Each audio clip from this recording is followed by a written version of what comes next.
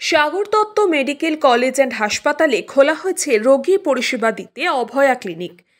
Medical college হাসপাতালে কর্তব্যরত চিকিৎসক ছাত্রী নির্মম হত্যাকাণ্ডের পর থেকেই রাজ্য রাজনীতি তোলপাড়। টানা ৩৫ দিন অবস্থান বিক্ষোভে রয়েছেন জুনিয়র ডাক্তাররা।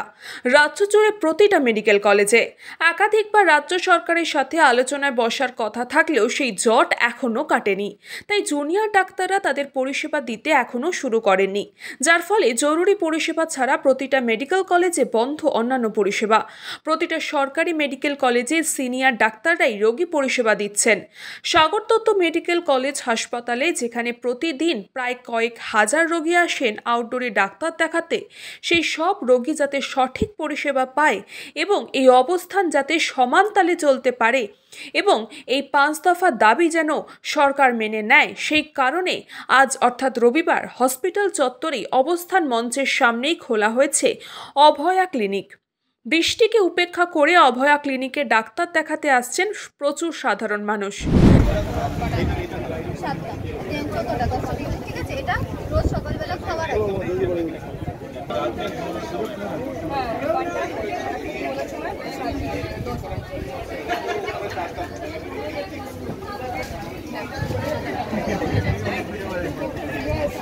আমাদের সমস্ত দুর্যোগ পেরিয়ে ফার্মাসিউটিক্যাল কোম্পানির ভাই বোন দাদা দিদিরা আমাদের দিকে যেভাবে সাহায্যের হাত বাড়িয়ে দিয়েছেন, তাদের সাহায্য ছাড়া আমরা এখন সর্বসাধারণের কাছে পৌঁছে দেব এই অঙ্গীকারবদ্ধ আমরা।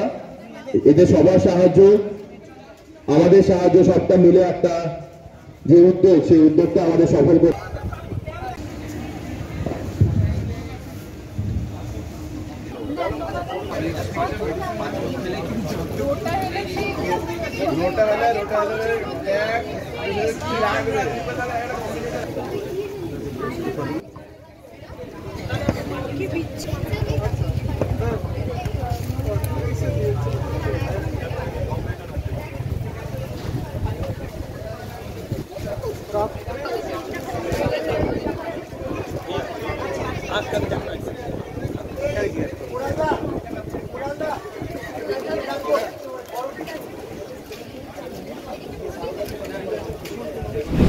চিকিৎসার পাশাপাশি রোগীদের হাতে তুলে দেওয়া হচ্ছে বিনামূল্যে ওষুধ। চোখের বিশেষজ্ঞ, শিশু বিশেষজ্ঞ, মেডিসিন ডক্টর সহ বিভিন্ন দপ্তরের ডাক্তাররা এই অভয়া ক্লিনিকে রোগী পরিষেবা দিতে প্রতিশ্রুতিবদ্ধ।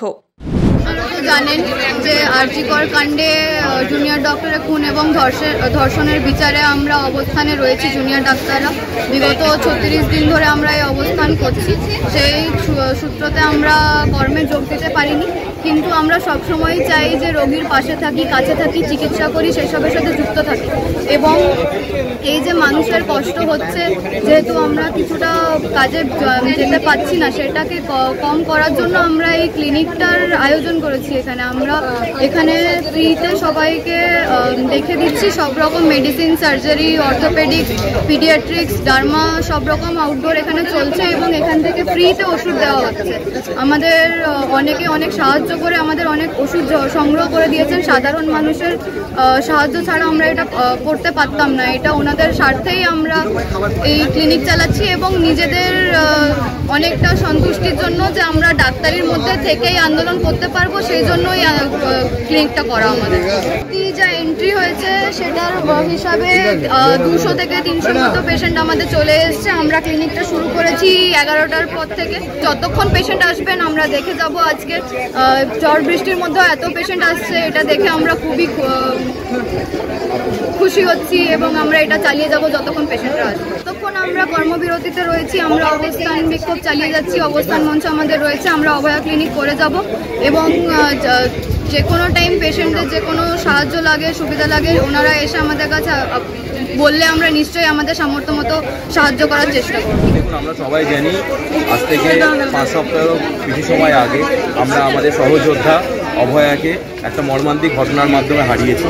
সেই ঘটনায় সমাজের বিভিন্ন স্তরে মানুষের কাছে যে সবাই যে জেগে উঠেছে, সেই সমাজের মানুষকে গোষ্ঠীবদ্ধ করার জন্য এটা আমাদের বার্তা, যাতে আমাদের হয়ে যে প্রাণ দিল যে বোন, সেই বোনের স্মরণে আমরা সবাই যাতে আমরা যে ডাক্তারি আমরা পরিষেবার সাথে যুক্ত, সেই পরিষেবা আরও বেশি বেশি মানুষের কাছে পৌঁছে দেওয়ার জন্য এই রবিবারের মতো দিনেও আমরা এই অভয়া ক্লিনিক করে আমরা আরও মানুষকে আমাদের সাথে যুক্ত করতে চাইছি। আমরা সেই বার্তায় সমাজের কাছে দিতে চাইছি। এখন আমরা আগেও বলেছি যে আমাদের সরকারি পরিষেবায় প্রায় 90,000-এর বেশি 93,000 সরকারি ডাক্তার রয়েছেন, সেখানে আমরা জুনিয়র ডাক্তারের সংখ্যা মাত্র 7,500। তাহলে স্বভাবতই এই 7,500 ডাক্তার আর 93,000-এর মধ্যে পরিষেবা ব্যাহত করার জন্য এটা এনাফ হওয়া উচিত নয়। যদি না কোনো এই যে পরিকাঠামোগত যদি কোনো ত্রুটি না থাকে তাহলে এটা হওয়ার কথা নয়। তাহলে এটাই ইঙ্গিত করে যে এটা পরিকাঠামোগত হয়তো কোনো ত্রুটি রয়েছে যার জন্য ফাঁক ফোকরগুলো সামনে আসছে। তাহলে সরকারকে সেই পরিকাঠামোগত ত্রুটিগুলোর জায়গাগুলো আবার ভেবে দেখতে হবে। আর দ্বিতীয়ত আমরা জুনিয়র ডাক্তাররা বিভিন্ন আমাদের জুনিয়র ডক্টরের যে ফ্রন্ট, সেখান থেকে বারবার বলেছি আমরা কাজে ফিরতে চাই। আমরা ডাক্তার, আমাদের কাজ করাটাই, রোগীর পরিষেবা দেওয়াটাই আমাদের উদ্দেশ্য। আমরা যে কারণে দিতে পারছি না সেটা আমরা বারংবার জানিয়েছি এবং আমরা সবসময় আমাদের সদিচ্ছা রয়েছে আমাদের পরিষেবায় ফেরা, এবং আমরা সেই জন্য প্যারালালি যত রকম পরিষেবা যেভাবে দেওয়া সম্ভব, সে টেলিমেডিসিন হোক, সে আমাদের স্বাস্থ্য ভবনের সামনে অবস্থান মঞ্চে অভয়া ক্লিনিক হোক, কি আমাদের মেডিকেল কলেজগুলোতে অভয়া ক্লিনিক হোক, সমস্ত রকমভাবেই আমরা সমাজের সাথে আমরা থাকতে চাই, মানুষের সাথে থাকতে চাই, কারণ আমাদের প্রফেশন সেটাই আমাদের শেখায় এবং আমরা ডাক্তার, আমরা সবসময় সেই প্রফেশনকে মাথায় রেখে আমরা এগিয়ে যাব। এই বিষয়টা প্রায় 1 মাস থেকে তদন্ত করছি। আজ 1 মাস তদন্ত হওয়ার পরে তাদের পদ্ধতি সম্বন্ধে আমরা ডিরেক্টলি জানি না, কিন্তু যেটা কাল দেখতে পেলাম যে কাল তৎকালীন আরজি করের অধ্যক্ষ সন্দীপ ঘোষ এবং টালা থানার ওসি কাল এই ঘটনায় গ্রেপ্তার হয়েছে। এবং আমি আশা রাখি, আমরা ডাক্তাররা সবসময় আশাবাদী, আমরা বিচার ব্যবস্থার উপর, আমাদের আইনি ব্যবস্থার উপর আশা রাখি, আশা রাখাটাই আমাদের উদ্দেশ্য এবং সেই ভরসা থেকে আমরা বলছি আমরা চাই এই ঘটনার দ্রুত বিচার হোক এবং যত তাড়াতাড়ি বিচার আমরা পাবো তত তাড়াতাড়ি আমাদের সমস্ত সমাজের সমস্ত স্তরের মানুষের সাথে আমরা ডাক্তাররাও খুশি হয়ে উঠব। রোগীদের কথা ভেবেই ডাক্তারদের এই উদ্যোগকে সাধুবাদ জানিয়েছেন রোগীসহ রোগীর পরিবারেরা। যেভাবে বিনামূল্যে ওষুধ দেওয়া, তাদের সমস্যার কথা শুনছেন ডাক্তাররা এবং এই বৃষ্টি উপেক্ষা করেও তাদের পরিষেবা দিচ্ছেন, তাতে তারা যথেষ্টই আপ্লুত। আপনি এখানে ডাক্তার দেখিয়েছেন, কিরকম লাগলো?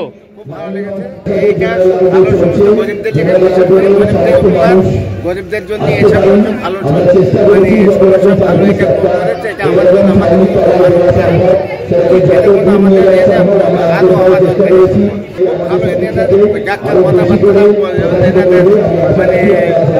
কি বলছি, এনাদের সবকিছু আমাকে ভালো লেগেছে, সব দিয়েছে, কোনো আমাদের বাধা নেই, যা যা চেয়েছি যা যা দিয়েছে সব দিয়েছে, সব ওষুধ পেয়েছে, সব ওষুধ পেয়েছে। তাহলে এই যে ডাক্তারদের যে পরিষেবা দিচ্ছে কিরকম লাগছে? খুব ভালো লেগেছে, খুব ভালো লেগেছে, বিশেষ করে গরিবদের জন্য খুব ভালো লেগেছে। বলরাম বসু রিপোর্ট, নিউজ পঙ্গো টাইম।